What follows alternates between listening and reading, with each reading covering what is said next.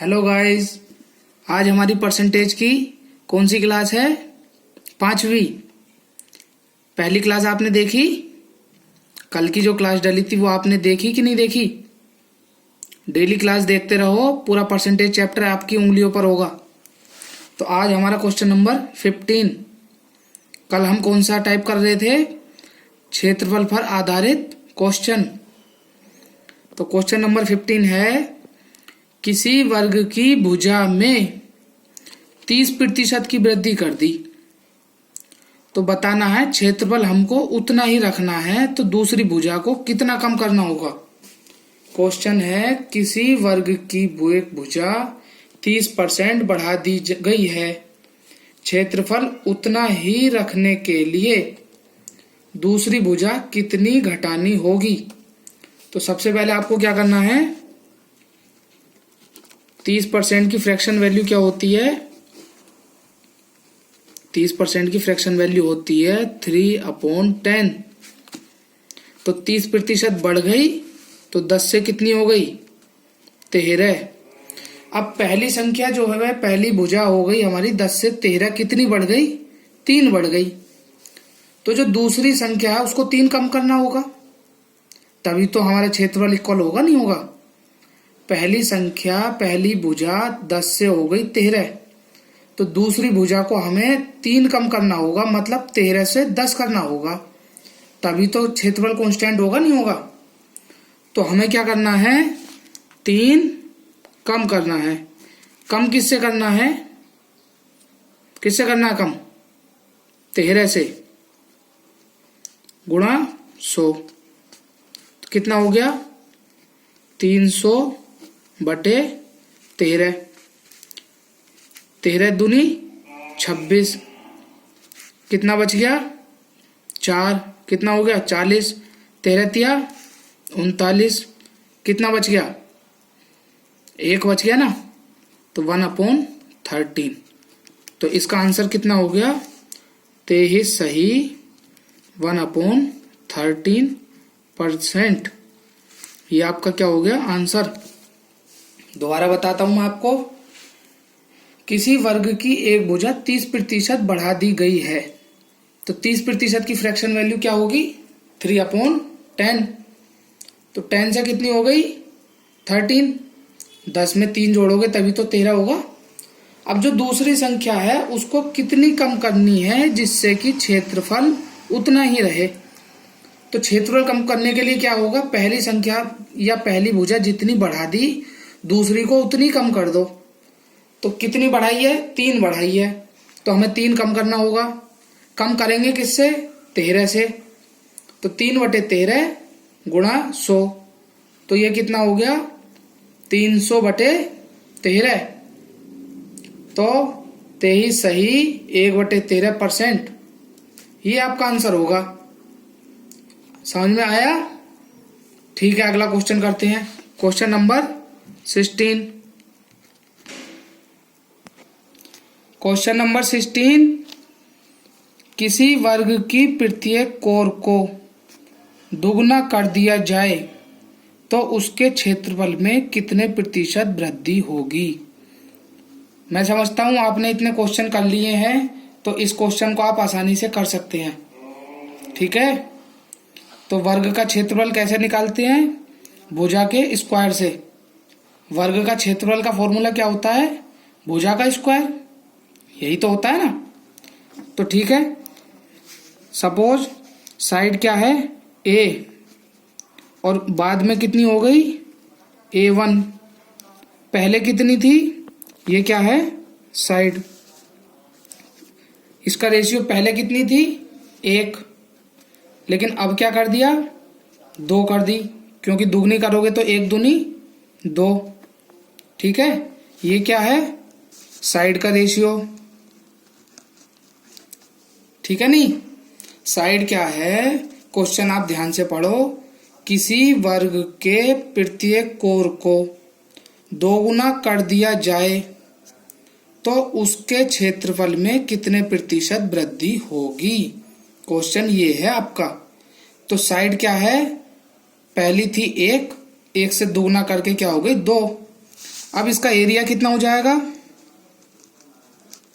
भाई, 1 का स्क्वायर कितना होगा 1 अनुपात 2 का स्क्वायर क्या होगा 4। जो ये वाला वर्ग है हमारा, इसकी साइड क्या थी 2 और इसका एरिया कितना हो गया 4, 2 दूनी 4 और 1 ही कम 1। तो आप मुझे ये बताओ एरिया कितना बढ़ गया, पहले था 1 अब हो गया 4, तो कितना बढ़ गया 3 बढ़ गया। ये 3 बढ़ा कितने से है, 1 से बढ़ा है ना, तभी तो 4 हुआ, 3 और 1 4। तो बढ़ा कितने से है 1 से। और जब आप परसेंट लगाते हैं तो गुणा करते हो 100 से, तो कितना हो गया 300%। ये आपका आंसर है।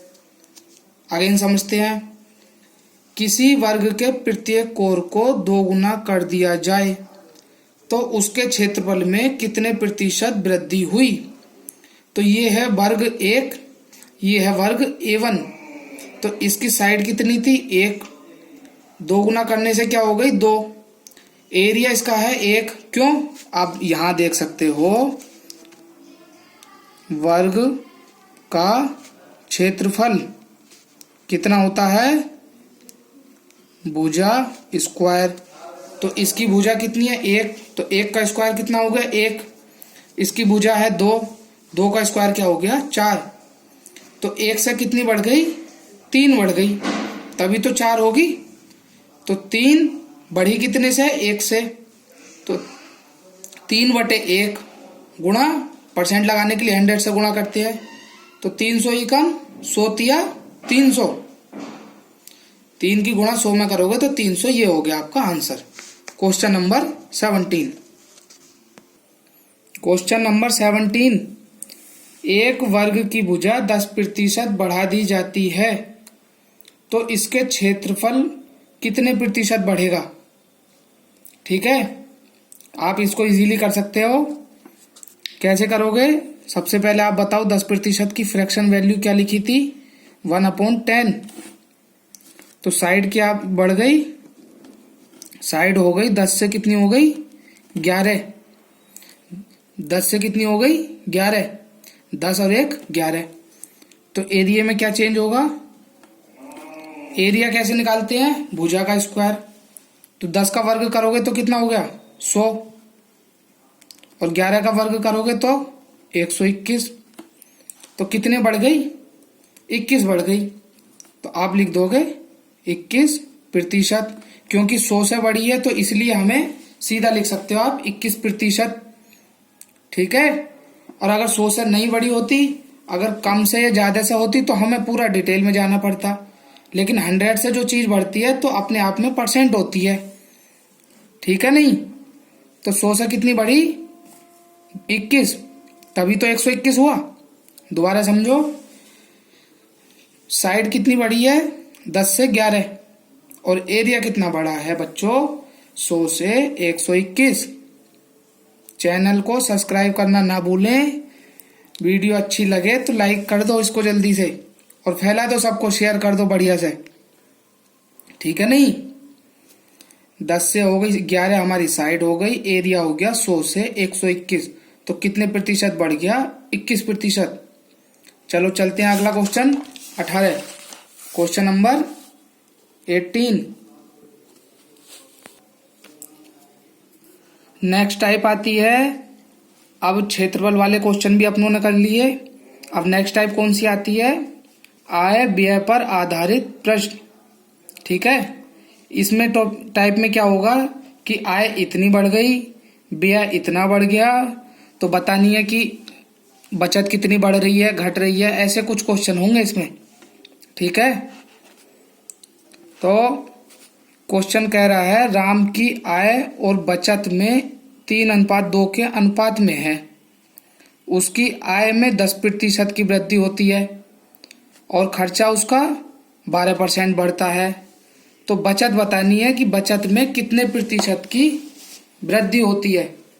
ठीक है, तो सबसे पहले आप मुझे बताओ आय, ये क्या लिख रहा है राम का व्यय, तो आप लिखोगे व्यय अनुपात बचत बराबर किसके होता है आय के। भाई आय के ही तो दो भाग होते हैं, एक खर्चा और एक बचत। तो आय कितनी है, व्यय कितनी है, 3:2। 3:2। अब अनुपात में है तो जितना इधर करोगे उतना इधर करना पड़ेगा। तो आप लिख सकते हो 300:200। 0 से 0 कट जाएंगे, रहेगा वही। तो आय कितनी हो जाएगी, 300 ये है, 200 ये है, तो आय कितनी हो गई, 500। ठीक है नहीं। अब उसकी आय में कितनी वृद्धि होती है, 10% की। तो 500 का 10% कितना होगा, 500 का 10% निकालोगे आप कैसे, 500 गुणा 10% की फ्रैक्शन वैल्यू 1/10। ठीक है नहीं। तो कितनी हो गई, 0 से 0 कट गया, ये कितनी आ गई, 50। तो आय कितनी बढ़ गई, 50 बढ़ गई। उसके व्यय में कितनी वृद्धि हो रही है, 12% की। तो 300 का 12 आप कैसे निकालोगे, 300 गुणा 12/100। 0 से 0 कट गया, 12 में 12, 12 में 24, 12 36।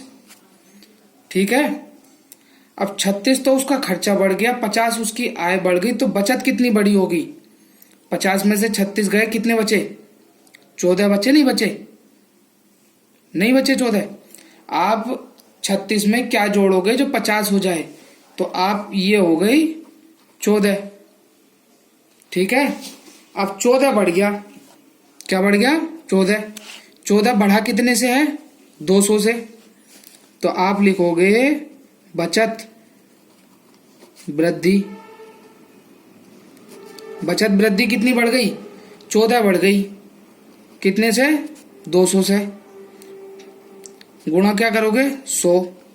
2 0 से 2 0 कट गया, 2 से कट गया 7 बार, तो कितना आ गया, 7%। तो बचत वृद्धि कितनी बढ़ गई, 7%। उसका खर्चा और अनुपात ये था 3:2, तो हमने लिख दिया 300:200। और आय कितनी हो गई, 500। अब आय बढ़ गई 10%, 50 बढ़ गई आय, और खर्चा बढ़ गया 12%, तो ये कितना हो गया, 36। तो 50 हमारी आय बढ़ गई, 36 हमारा खर्चा बढ़ गया, तो बचत कितनी बड़ी होगी, 50 में से 36 कम करोगे तो 14 बचा। अब 14 जो बढ़ रही है किसके सापेक्ष बढ़ रही है, 200 के। पहले 200 थी, अब 14 बढ़ गई, तो 14 बढ़ी कितने से, 200 से। तो 14/200 गुणा 100। तो आप इसको जब सोल्व करोगे तो आंसर क्या होगा, 7%। ठीक है। हम आपके लिए पूरी मेहनत से लगे हुए हैं और बहुत अच्छा कंटेंट लेकर आ रहे हैं। सेलेक्टेड क्वेश्चन है, आपको कहीं जाने की जरूरत नहीं बिल्कुल भी। और आप डेली वीडियो देखते रहो, क्वेश्चन करते रहो। जब परसेंटेज टॉपिक खत्म हो जाएगा तो उसके लिए कुछ मिक्सचर क्वेश्चन लेकर आएंगे बाद में उसके। और आप परसेंटेज टॉपिक खत्म होने के बाद देखना कि आप में कितना इंप्रूवमेंट आ गया। ठीक है नहीं। आप हमको सपोर्ट करो और हम आपके लिए अच्छी से अच्छी वीडियो बनाते हैं, अच्छे से अच्छा कंटेंट लाते हैं। अभी मैथ की क्लासेस चल रही हैं, आने वाले टाइम में आपके लिए जीएस की भी क्लासेस चालू करने वाले हैं हम। और इंग्लिश के, रीजनिंग के बहुत बढ़िया सर है हमारे पास, कपिल सर। तो कपिल सर आपके लिए हिंदी की क्लासेस लेकर आएंगे और रीजनिंग की क्लास भी कपिल सर लेंगे। बहुत अच्छे टीचर हैं, आप जब उनसे पढ़ोगे बहुत मजा आने वाला है। ठीक है। वीडियो को ज़्यादा से ज़्यादा शेयर करो और चैनल को सब्सक्राइब कराओ। ज़्यादा से ज़्यादा हमें आपके सपोर्ट की बहुत ज़रूरत है। ठीक है। अब टाइम वेस्ट ना करते हुए क्वेश्चन नंबर 19। Question number 19। ए अपने मासिक वेतन का 20% बचाता है। यदि उसकी मासिक व्यय 6000 है तो उसकी मासिक बचत बतानी है, क्या हो गई। ठीक है। तो 20% की फ्रैक्शन वैल्यू क्या हो गई, 1/5। अब 5 क्या है, इनकम। 5 क्या है भाई, नीचे वाली तो इनकम होगी और ऊपर वाली क्या है, बचत। ये लिख रहा है ना 20% बचाता है, तो एक क्या हो गई, सेविंग। ठीक है नहीं। 5 उसकी इनकम है, 1 उसकी सेविंग है, तो उसने खर्च कितना किया, 4 किया, कितना खर्च किया 4, तो 4 की क्या वैल्यू दे रखी है 6000, तो 1 की वैल्यू क्या हो गई 1500, ठीक है नहीं। अब हमारी ये क्या पूछ रहा है, उसकी मासिक बचत कितनी है, तो मासिक बचत कितनी थी 1, अब 1 की वैल्यू कितनी है 1500, तो इसका आंसर क्या हो गया 1500। प्यारे बच्चों सवाल को देखो आप, कितना हल्का करा दिया गया है आपके लिए। मेथड को आप समझोगे तो आपको पेन उठाने की भी जरूरत नहीं है ऐसे क्वेश्चन के अंदर। 20% बचाता है, तो 20% की फ्रैक्शन वैल्यू 1/5। अब वो बचाता है अपने वेतन का, तो नीचे वाली वैल्यू क्या होगी वेतन, और ऊपर क्या हो गया सेविंग। 5 उसकी इनकम है, 1 उसने सेव किया है, तो खर्चा कितना हो गया एक्सपेंडिचर हो गया उसका 4।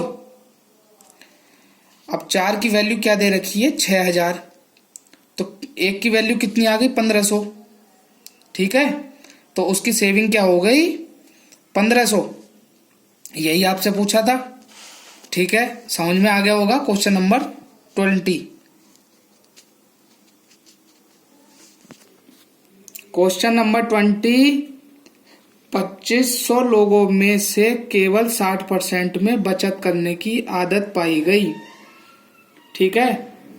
किसी 2500 लोग हैं, उसमें से केवल 60% ही बचत करते हैं, 30% करते हैं बैंक में बचत, बस 32% करते हैं डाकघर में बचत, और जो शेष हैं वो करते हैं शेयर धारकों में, शेयर में बचत करते हैं।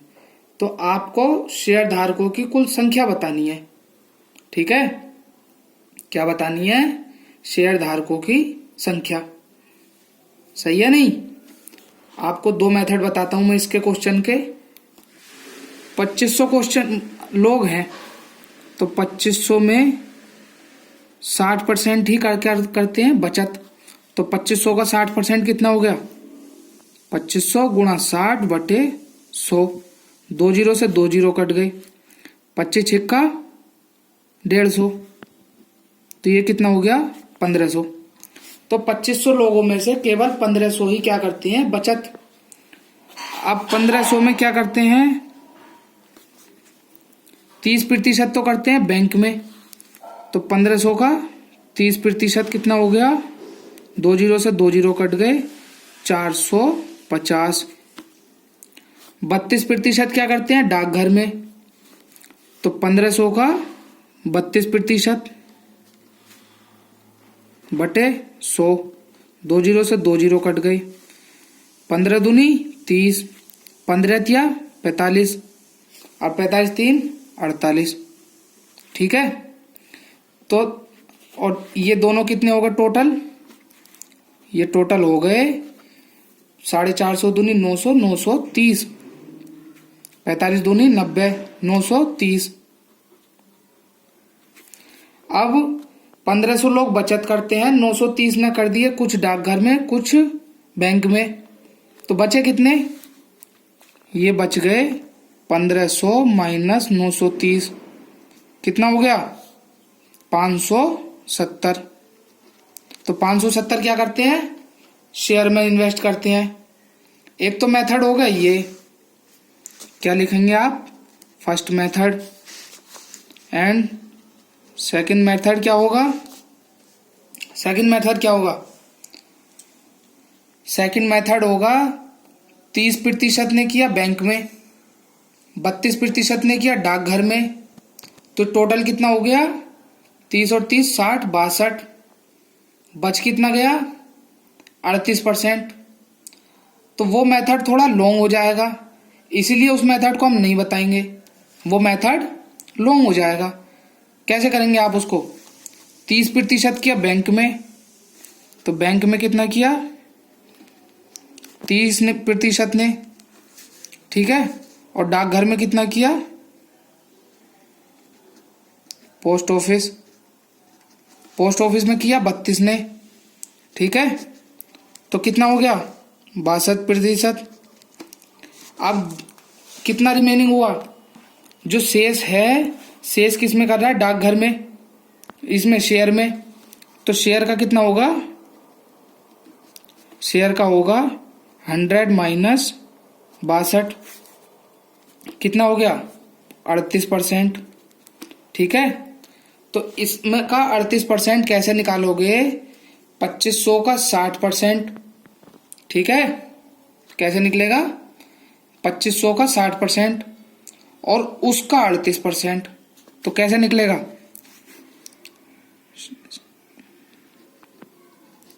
शेयर में इन्वेस्ट किसने किया, टोटल लोग कितने थे 2500, 2500 में से 60% क्या करते हैं बचत, तो 2500 का 60% गुणा उसमें से भी कितने ने किया इन्वेस्ट शेयर में, 38% ने, गुणा 38/100।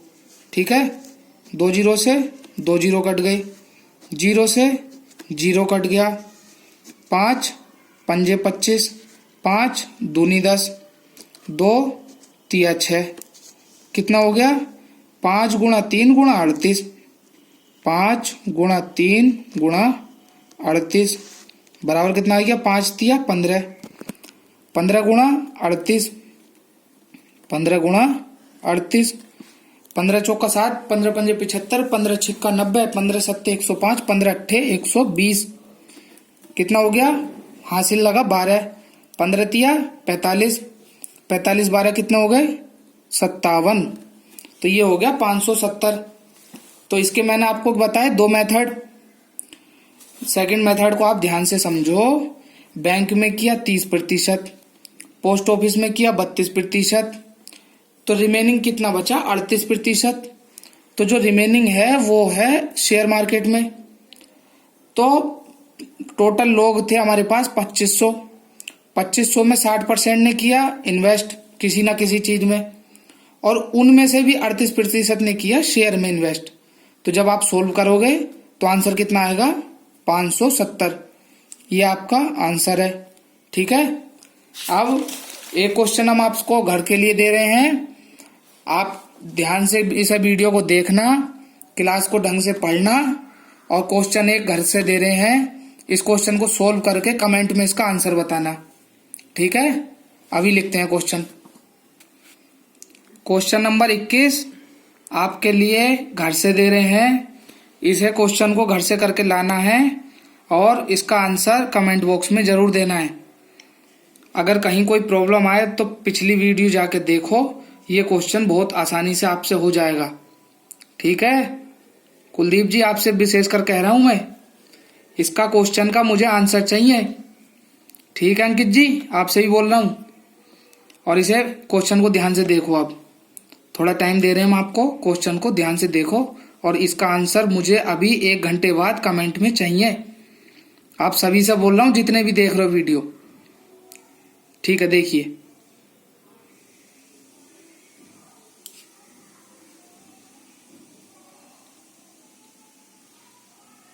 ठीक है, मिलते हैं कल इसी टाइम। अगली परसेंटेज की क्लास नंबर 6 होगी कल। Okay, good bye, take care.